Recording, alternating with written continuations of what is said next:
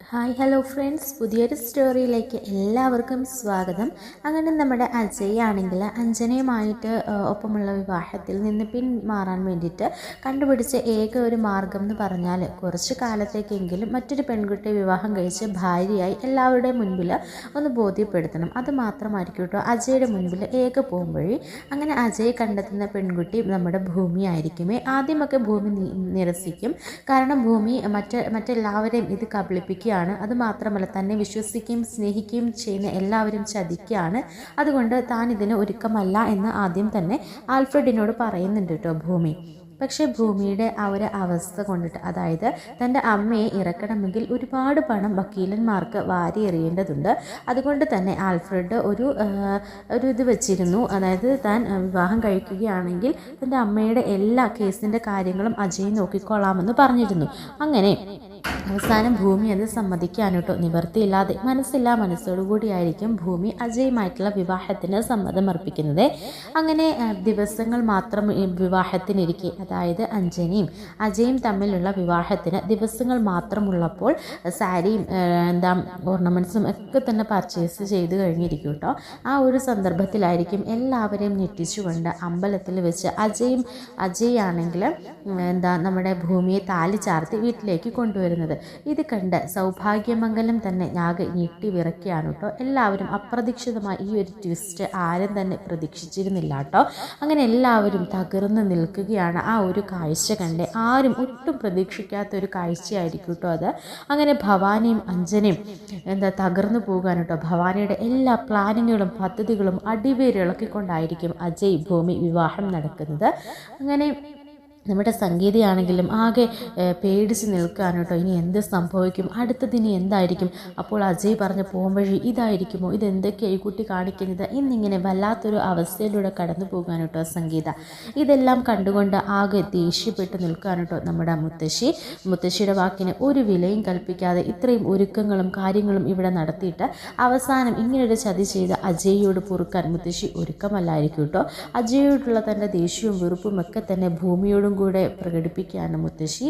ഈ വീടിൻ്റെ പടി കടന്നു പോകരുത് എന്ന് പറഞ്ഞ് അജയിനെയും ഭൂമിനെയും ഇറക്കി വിടാൻ നോക്കുമ്പോൾ സംഗീത അലമുറയിട്ട് കരയാണ് കേട്ടോ. എന്നിട്ട് സംഗീത പറയുന്നുണ്ട്, അവൻ എത്ര തവണ പറഞ്ഞു ഇഷ്ടമല്ല എന്ന്, അതുകൊണ്ടല്ലേ അവൻ ഇങ്ങനെ ചെയ്തത്, അവനോടൊന്ന് ക്ഷമിക്കണം, അവനെ ഈ വീട്ടിൽ നിന്ന് ഇറക്കി വിടുവാണെങ്കിൽ ഞാനും എൻ്റെ മക്കളുടെ കൂടെ പോകും എന്ന് പറഞ്ഞിട്ട് സംഗീത അജയുടെയും ഭൂമിയുടെയും പിന്നാലെ പോവുകയാണ് കേട്ടോ.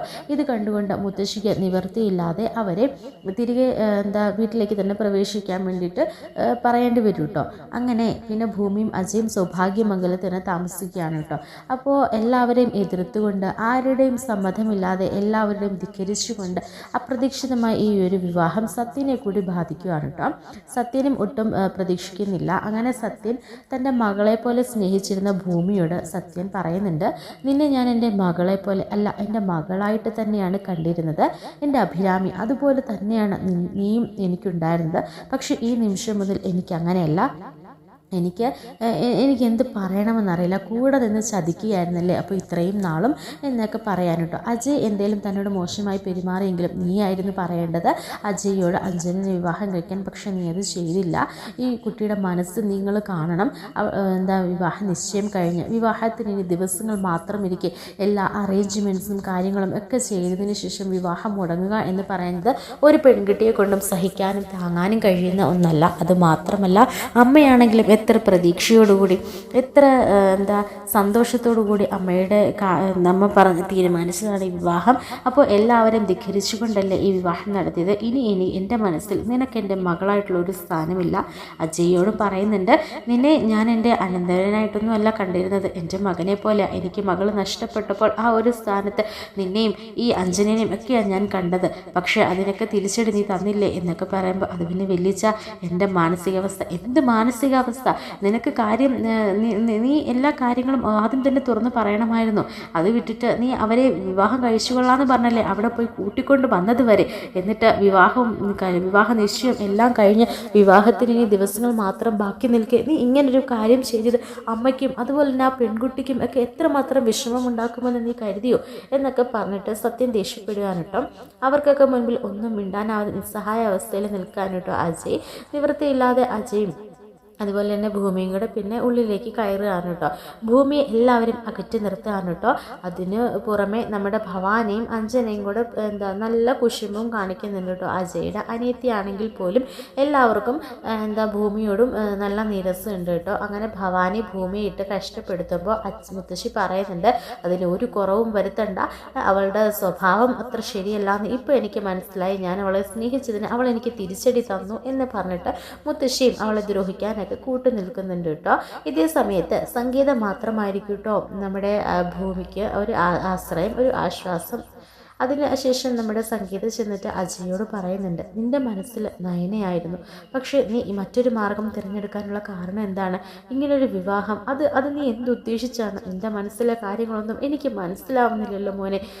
ഞാനിതിൽ നിന്നൊക്കെ എന്താ മനസ്സിലാക്കേണ്ടത്? ഇത് നിൻ്റെ ഭാര്യയാണോ അതോ എന്തൊക്കെ ഇവിടെ നടക്കുന്നത് എന്നൊക്കെ ചോദിക്കുമ്പോൾ അജയ് പറയുന്നുണ്ട്, അമ്മ തൽക്കാലം ഇത്ര മാത്രം പറഞ്ഞാൽ മതി, എനിക്ക് എൻ്റെ ജീവിതത്തിലൊരു പെണ്ണുണ്ടെങ്കിൽ അതെൻ്റെ നയന മാത്രമായിരിക്കും എന്നിങ്ങനെ പറയാനുണ്ടോ. അപ്പോൾ പിന്നെ ഭൂമിയോ, അമ്മയോട് ഞാൻ പറഞ്ഞിരുന്നു ഈ വിവാഹം മുടക്കാൻ എനിക്ക് മറ്റൊരു മാർഗവും കണ്ടില്ല, അതിനുവേണ്ടി നീ മറ്റൊരു പെൺകുട്ടിയുടെ ജീവിതമാണോ തുലയ്ക്കുന്നത്? ഈ ജീവിതം തുലയ്ക്കുമൊന്നുമല്ലമ്മേ, അവൾക്ക് ഞാനൊരു ആശ്രയം നൽകിയത്, അമ്മയ്ക്ക് അതൊക്കെ വഴിയെ മനസ്സിലായിക്കോളും, അമ്മ ഇതൊന്നും ഓർത്ത് ടെൻഷൻ അടിക്കേണ്ട, കാര്യങ്ങളൊക്കെ അതിൻ്റെതായ വഴിക്ക് പോയിക്കോളും, ഇപ്പോഴത്തെ മുത്തശ്ശിയുടെയൊക്കെ ഈ ഒരു ദേഷ്യം അതൊക്കെ കുറച്ച് സമയം കഴിയുമ്പോൾ അങ്ങ് കെട്ടടങ്ങിക്കോളും, അമ്മ അതൊന്നും കാര്യമാക്കണ്ട എന്ന് പറയാൻ കേട്ടോ. പക്ഷേ ഭൂമി അവളോട് എല്ലാവർക്കും വെറുപ്പാണ്, വിദ്വേഷമാണ്, അവളെ എത്രമാത്രം സ്നേഹിച്ചതെല്ലാവരും, പക്ഷേ ഇപ്പോൾ അവളെ എല്ലാവരും അകറ്റി നിർത്തുകയാണ്, അതൊക്കെ പതിയെ ശരിയായിക്കോളും എന്ന് പറഞ്ഞിട്ട് സംഗീതയെ പറഞ്ഞയക്കാൻ കേട്ടോ. എന്നിട്ട് ഭൂമിയോട് അജയ് പറയുന്നുണ്ട്, തനിക്ക് വിഷമമായോ, തനിക്ക് പ്രയാസമായോ എന്ന് ചോദിക്കുമ്പോൾ, അത് പിന്നെ പറയേണ്ടതില്ലല്ലോ, എന്നെ ഈ വീട്ടിലുള്ളവർ എത്രമാത്രം സ്നേഹിച്ചിരുന്നാണെന്ന് അജയ്ക്കും അറിയാവുന്ന കാര്യമല്ലേ. മുത്തശ്ശിക്ക് എന്നെ വലിയ ഇഷ്ടമായിരുന്നു, ഈയിടയ്ക്ക് കൂടി എന്നെ വിളിച്ചതേ ഉള്ളൂ, നിങ്ങളുടെ കല്യാണത്തിന് വരണം, എല്ലാ കാര്യങ്ങളും മുൻപന്തിയിൽ നിന്ന് നോക്കണം ചെയ്യണം എന്നൊക്കെ പറഞ്ഞിട്ട്. അങ്ങനെ അവരുടെ എല്ലാ സ്വപ്നങ്ങൾ തകർത്തുകൊണ്ടല്ലേ ഞാനിവിടേക്ക് കയറി വന്നത്, അതുകൊണ്ട് അവർക്ക് എന്നോട് ഇഷ്ടം കാണുമോ എന്നിങ്ങനെ പറയുമ്പോൾ എൻ്റെ നിവൃത്തികേട് കൊണ്ടാണ് ഞാൻ ഇതൊക്കെ സമ്മതിച്ചത്, അല്ലെങ്കിൽ ഒരിക്കലും ഞാനിത് സമ്മതിക്കില്ലായിരുന്നു എന്നിങ്ങനെ പറയുമ്പോൾ അജയ് ഒന്നും മിണ്ടാതെ അങ്ങനെ പോകാൻ കേട്ടോ. അങ്ങനെ പിന്നീട് കാണിക്കുന്നത് കുറേ ദിവസങ്ങൾക്ക് ശേഷമായിരിക്കും കേട്ടോ. അങ്ങനെ ഒരു അടുക്കളക്കാരിയാക്കി മാറ്റുവാൻ കേട്ടോ നമ്മുടെ ഭൂമിനെ.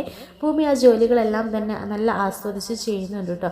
എല്ലാവർക്കും നല്ല ഭക്ഷണം വിളമ്പി കൊടുക്കുക, അത് വെച്ച് കൊടുക്കുക, അതുപോലെ തന്നെ വീട്ടിലെ കാര്യങ്ങളൊക്കെ നല്ല രീതിയിൽ ചെയ്യുക, അങ്ങനെ എല്ലാം തന്നെ ഭൂമി നല്ല വെടുപ്പായിട്ട് ചെയ്യുന്നുണ്ട് കേട്ടോ. അപ്പോൾ ഭൂമി ഉണ്ടാക്കുന്ന ഭക്ഷണത്തിനൊക്കെ അസാധ്യ ടേസ്റ്റും ഉണ്ടായിരിക്കും കേട്ടോ. അപ്പോൾ മുത്തശ്ശി ചോദിക്കാൻ, നല്ല ഫുഡാണല്ലോ, എൻ്റെ സംഗീത ഇത്രയും നന്നായിട്ട് ഭക്ഷണം നിനക്ക് ഉണ്ടാക്കാൻ അറിയാഞ്ഞിട്ടാണോ നീ ഇത്രയും നാളും ഇങ്ങനെ മോശമായിട്ട് ഉണ്ടാക്കണം?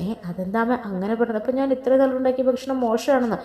അങ്ങനല്ല ഞാൻ പറഞ്ഞത്, പക്ഷേ ഇന്നത്തെ ഭക്ഷണം കൂട്ടി കഴിച്ച് നോക്കിയപ്പോൾ ഇത്രയും നാളും നീ ഉണ്ടാക്കിയ ഭക്ഷണം എനിക്ക് മോശമായിട്ടാണ് തോന്നുന്നത്, അത്രയ്ക്ക് കൈപ്പുണ്യല്ലേ, ഇത്ര കലാവിരുത് വെച്ചിട്ടാണോ നീ ഇത്രയും നാളും ഇങ്ങനെ ഭക്ഷണം ഉണ്ടാക്കിയത്, നാളെ മുതൽ ഇതുപോലെ തന്നെ ഉണ്ടാക്കിക്കോണം എന്ന് പറയുമ്പോൾ, അത് പിന്നെ അമ്മേ ഭക്ഷണം ഉണ്ടാക്കിയത് ഞാനല്ല ഭൂമിയാ എന്ന് പറയുമ്പോൾ മുത്തശ്ശി പറഞ്ഞതെല്ലാം അങ്ങ് വിഴുങ്ങുകയാണ് കേട്ടോ.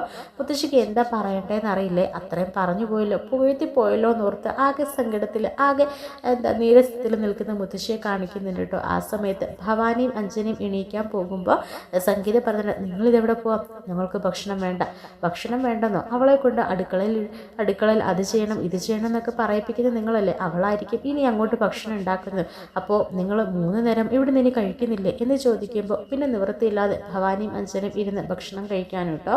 ഈ സമയത്ത് അജയ്ക്ക് ഭക്ഷണം വിളമ്പി കൊടുക്കുമ്പോൾ അജയ് മതി എന്ന് പറയുമ്പോൾ, ഇല്ല ഇച്ചിരൂടെ കഴിക്കുമെന്ന് പറഞ്ഞാൽ ഭൂമി ഇങ്ങനെ വിളമ്പി കൊടുക്കുമ്പോൾ എല്ലാവരും ഇങ്ങനെ ഭൂമിയെ തന്നെ നോക്കാനുണ്ടോ, ഭൂമിയും അജയും. അങ്ങനെ ആർക്കും അത് ഒന്നും ഇഷ്ടപ്പെടുന്നില്ല കേട്ടോ.